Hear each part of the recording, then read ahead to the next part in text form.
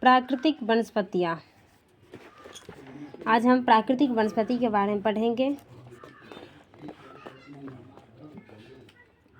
यहाँ है कि भारत के सर्वाधिक बृहद क्षेत्र में किस प्रकार के वन पाए जाते हैं, तो उष्णकटिबंधीय शुष्क पर्णपाती वन पाए जाते हैं। उष्णकटिबंधीय शुष्क पर्णपाती वन पाए जाते हैं। भारत के सर्वाधिक बृहद क्षेत्र में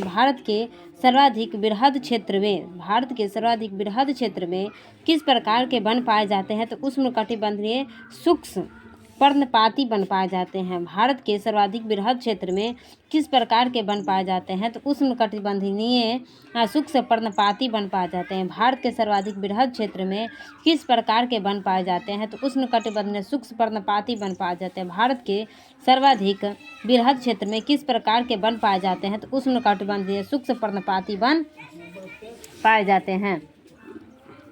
इसके बाद है कि उष्णकटिबंधीय सदाबहार वन। उष्णकटिबंधीय सदाबहार वन क्षेत्रों में औसत वर्षा कितनी होती है, तो 200 सेंटीमीटर से अधिक होती है। उष्णकटिबंधीय सदाबहार वन क्षेत्रों में औसत वर्षा कितनी होती है, तो 200 सेंटीमीटर से अधिक होती है। भारत के सर्वाधिक बृहद क्षेत्र में किस प्रकार के वन पाए जाते हैं, तो उष्णकटिबंधीय शुष्क पर्णपाती वन पाए जाते हैं। भारत के सर्वाधिक बृहद क्षेत्र में किस प्रकार के वन पाए जाते हैं, तो उष्णकटिबंधीय शुष्क पर्णपाती वन पाए जाते हैं। उष्णकटिबंधीय सदाबहार वन क्षेत्र में औसतः किस प्रकार की वर्षा होती है, तो कितनी वर्षा होती है, तो 200 सेंटीमीटर से अधिक होती है। उष्णकटिबंधीय सदाबहार वन क्षेत्रों में औसत वर्षा कितनी होती है, तो 200 सेंटीमीटर से अधिक होती है। अब है भारतीय वनस्पति सर्वेक्षण के संस्थापक सर जॉर्ज किंग थे। भारतीय वनस्पति सर्वेक्षण के संस्थापक कौन थे, तो सर जॉर्ज किंग थे। भारतीय वनस्पति सर्वेक्षण के संस्थापक कौन थे, तो सर जॉर्ज किंग थे। जॉर्ज, देखो वनस्पति में ना कोई एक दूसरे को नुकसान पहुंचाते रहता है तो जोर से बोलना पड़ता है, जोर से बुलाना पड़ता है। इसलिए भारतीय वनस्पति सर्वेक्षण के संस्थापक कौन थे, तो सर जॉर्ज किंग थे। सर जॉर्ज किंग थे। जोर से हल्ला करेंगे कि वनस्पति के नुकसान मत पहुंचाओ, जोर से बोलेंगे, इसलिए सर जॉर्ज किंग थे। सर जॉर्ज किंग थे। तो सब बोलेंगे राजा आया भागो भागो, किंग आया भागो, इसलिए सर जॉर्ज किंग थे। पूछेंगे कि भारतीय वनस्पति सर्वेक्षण के संस्थापक कौन थे, तो सर जॉर्ज किंग थे। भारतीय वनस्पति सर्वेक्षण के संस्थापक कौन थे, तो सर जॉर्ज किंग थे। भारतीय वनस्पति सर्वेक्षण के संस्थापक कौन थे, सर जॉर्ज किंग थे। भारतीय वनस्पति सर्वेक्षण के संस्थापक कौन थे, तो सर जॉर्ज किंग थे। भारतीय वनस्पति सर्वेक्षण के संस्थापक कौन थे, तो सर जॉर्ज किंग थे। तथा इसकी स्थापना मतलब भारतीय वनस्पति की स्थापना कब हुई है, तो 13 फरवरी 1990 को हुई है। भारतीय वनस्पति सर्वेक्षण की स्थापना कब हुई है, तो 13 फरवरी 1990 को हुई है। भारतीय वनस्पति सर्वेक्षण की स्थापना कब हुई है, तो 13 फरवरी 1890 को 13 फरवरी 1890 को हुई है। 13 फरवरी 1890 को हुई है। 13 फरवरी 1890 को हुई है। भारतीय वनस्पति सर्वेक्षण की संस्थापक कौन थे, तो सर जॉर्ज किंग थे। भारतीय वनस्पति सर्वेक्षण के संस्थापक कौन थे, तो सर जॉर्ज किंग थे। भारतीय वनस्पति सर्वेक्षण के स्थापना कब हुई है, तो 13 फरवरी 1890 को हुई है। भारत के सर्वाधिक बृहद क्षेत्र में किस प्रकार के वन पाए जाते हैं, तो उष्णकटिबंधीय शुष्क पर्णपाती वन पाए जाते हैं। भारत के सर्वाधिक बृहद क्षेत्र में किस प्रकार के वन पाए जाते हैं, तो उष्णकटिबंधीय शुष्क पर्णपाती वन पाए जाते हैं। उष्णकटिबंधीय सदाबहार वन क्षेत्रों में औसत वर्षा कितनी होती है, तो 200 सेंटीमीटर से अधिक होती है। भारतीय वनस्पति सर्वेक्षण के संस्थापक कौन थे, सर जॉर्ज किंग थे। भारतीय वनस्पति सर्वेक्षण की स्थापना कब हुई है, तो 13 फरवरी 1890 को हुई है। अब है कि भारत में सिनकोना वृक्ष कहाँ पाया जाता है, तो दार्जिलिंग में पाई जाती है।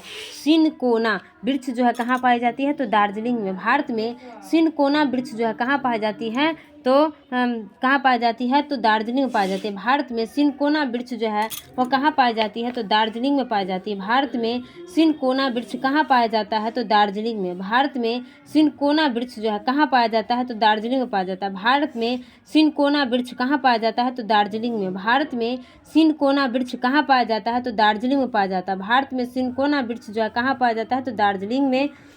कथ्या बनाने हेतु किस वृक्ष की लकड़ी का प्रयोग होता है? तो खैर का होता है कथ्या, खैर का कथ्या कौथ अगर ज़्यादा लगा देता है ना तो क्या होता है कि खैर नहीं रहता है, मतलब कट जाता है, पूरा कट खुट जाता है। कहते खैर नहीं है, तुम इतना कथ क्यों लगा दिए, तुमको आज खैर नहीं छोड़ेंगे। इसलिए पूछेंगे कि कथ बनाने के लिए, कथ्या बनाने हैं तो किस वृक्ष के लकड़ी का प्रयोग किया जाता है? तो खैर नहीं रखेंगे, इसलिए खैर वृक्ष का प्रयोग किया जाता है। कथ्या बनाने हेतु किस वृक्ष के लकड़ी का प्रयोग होता है? तो खैर वृक्ष का। कथ्या बनाने हेतु किस वृक्ष के लकड़ी का प्रयोग होता है? तो खैर वृक्ष का। अब है कि सामाजिक वानिकी में प्रयुक्त बहुउद्देशीय वृक्ष का उदाहरण है खेजड़ी का उदाहरण है। सामाजिक वानिकी में प्रयुक्त बहुउद्देशीय वृक्ष का उदाहरण है तो खेजड़ी उदाहरण है। सामाजिक वानिकी में प्रयुक्त बहुउद्देशीय वृक्ष का उदाहरण कौन सा वृक्ष है? तो खेजड़ी वृक्ष है। अब है कि भारत में वन संरक्षण अधिनियम किस वर्ष पारित किया गया? तो वर्ष 1990 में किया गया है। वर्ष 1980 में किया गया। कब किया गया है? 1980 में किया गया है।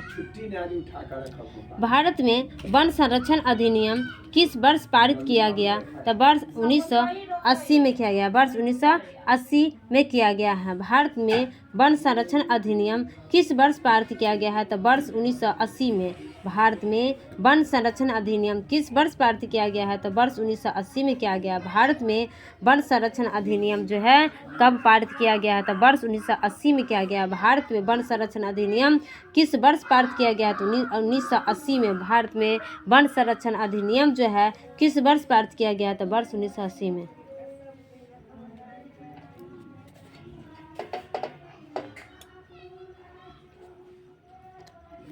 अब है सागौन तथा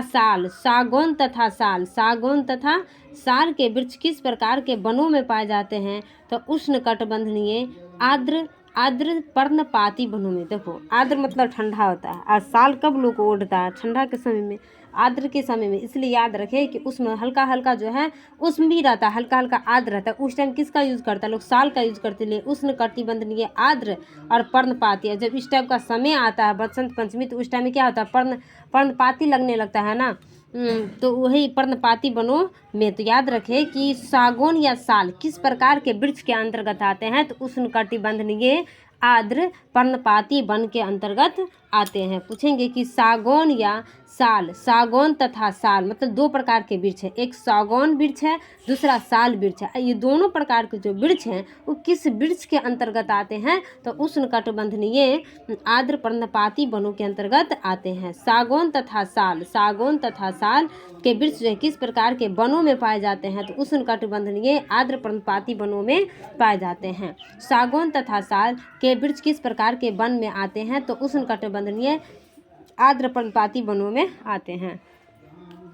भारत में वन संरक्षण अधिनियम किस वर्ष पारित किया गया है? तो 1980 में किया गया है। भारत में वन संरक्षण अधिनियम, यहाँ पर याद रखना, यहाँ पर संरक्षण पूछ रहा है और वहाँ पर जो है वनस्पति सर्वेक्षण है। यहाँ पर है संरक्षण, वहाँ पर है सर्वेक्षण।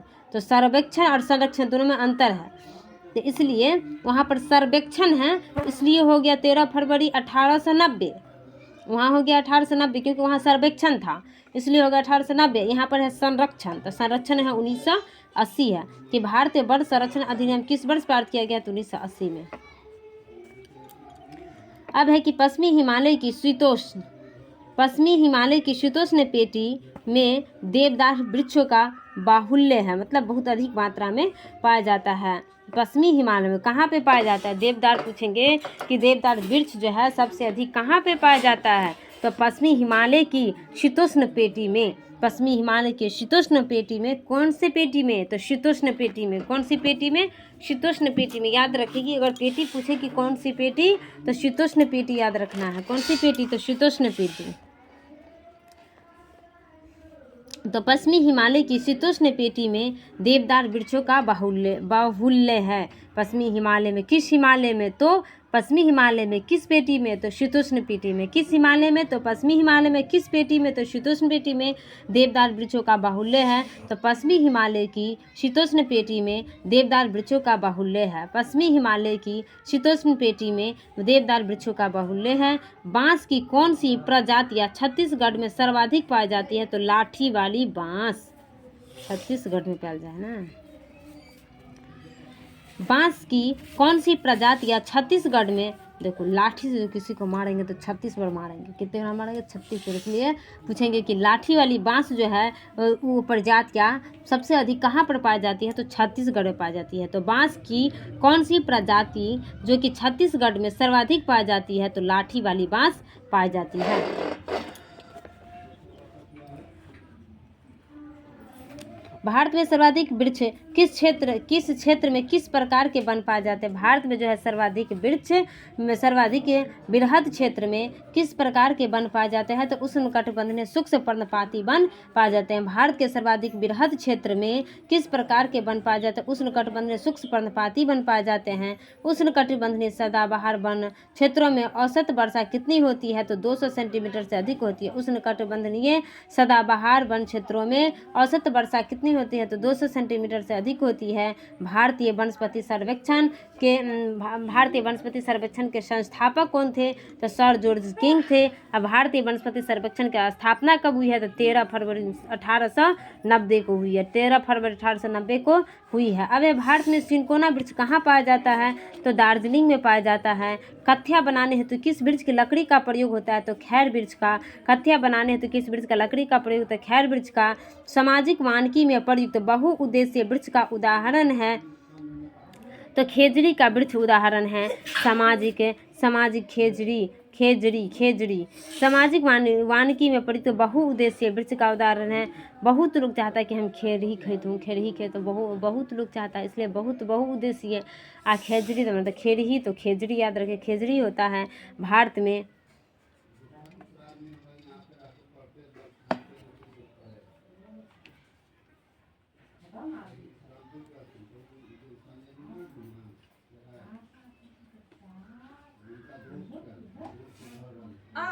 जल्दी से इंतजार करने का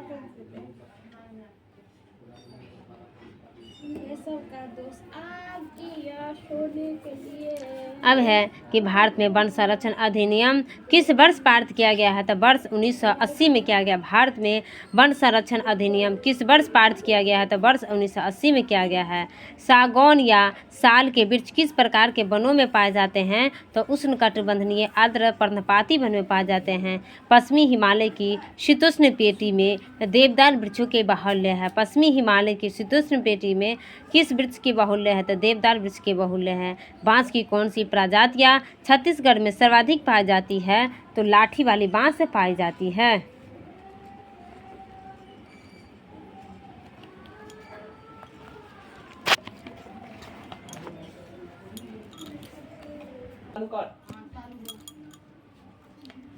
लंबी जड़ों और नुकीली कांटे अथवा सुलित झाड़ियों और लघु वृक्ष वाली वन सामान्यतः कहाँ पाए जाते हैं, तो राजस्थान में। कांटा उठा रहेगा तो क्या बोलेंगे, एक कांटा है, एक ही स्थान पर उसको रहने दो तो चुप जाएगा। एक ही स्थान पर कांटा है, इसमें नुकीली वाला कांटा है, इसको एक स्थान पर रहने दो, तो एक ही स्थान मतलब राजस्थान।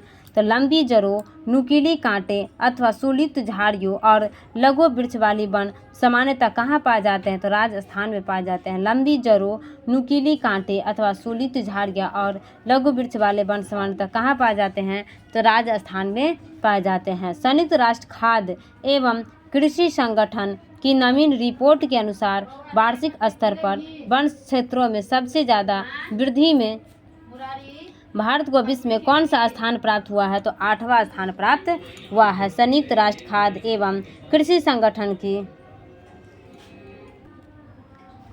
संयुक्त राष्ट्र खाद्य एवं कृषि संगठन की नवीन रिपोर्ट के अनुसार वार्षिक स्तर पर वन क्षेत्रों में सबसे ज़्यादा वृद्धि में भारत में विश्व में कौन सा स्थान प्राप्त हुआ, तो 8वां प्राप्त हुआ है।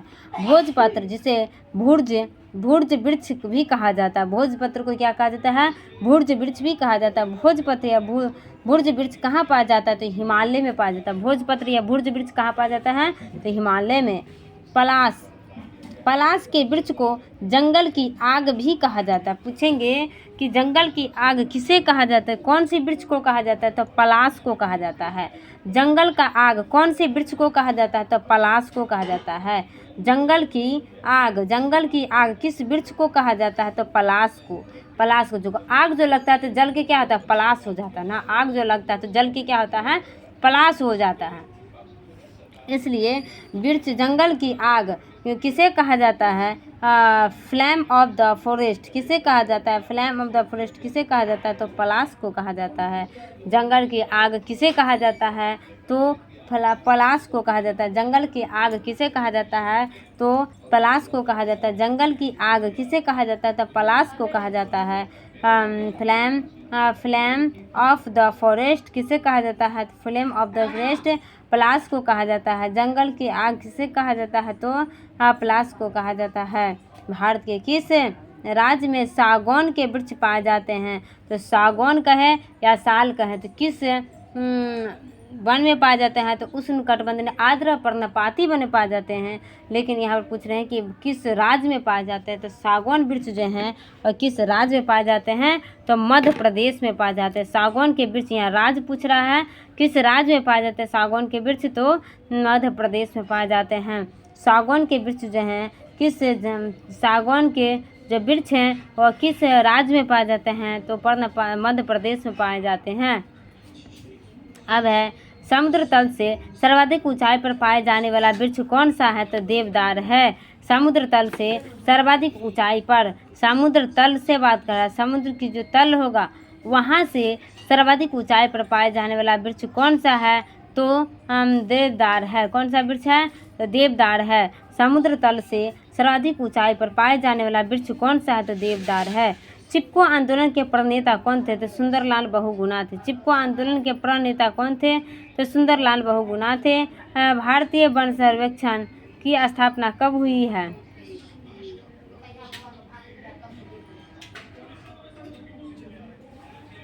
1 जून 1981 की हुई है। कब हुई है, 1 जून 1981 को हुई है। भारतीय वन सर्वेक्षण की स्थापना कब हुई है, 1 जून 1971 को हुई है।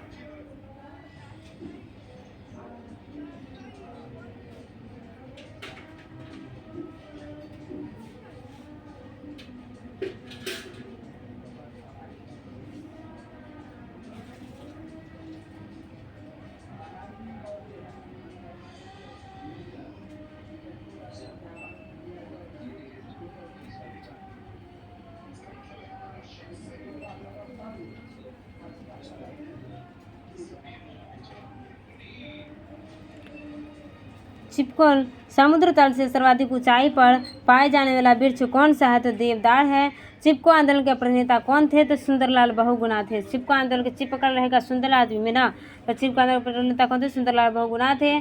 भारतीय वन सर्वेक्षण पूछ रहा है यहाँ पर।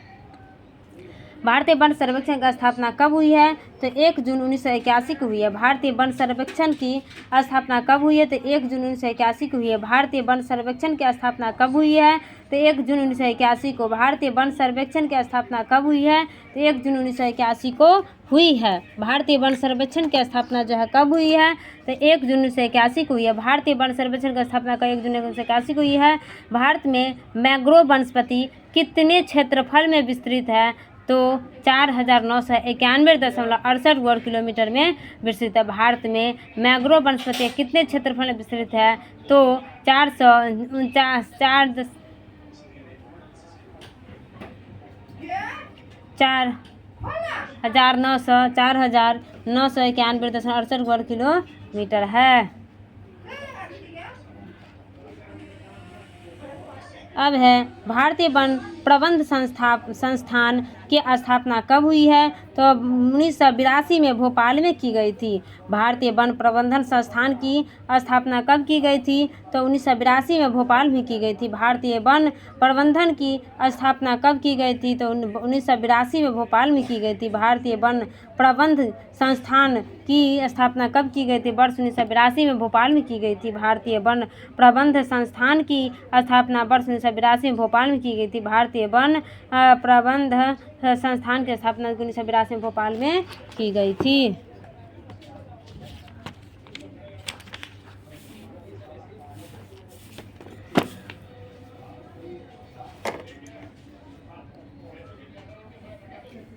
भारत के 8 प्रकार प्रश्न है, इसको ट्रिक पर याद करेंगे, इसको डब्बा में अलग शॉर्ट वीडियो में डालेंगे, इसको भी डब्बा में याद करेंगे। भारत के परमाणु की शोध संस्थान है, इसको डब्बा में शॉर्ट वीडियो में डाल के याद कर लेंगे।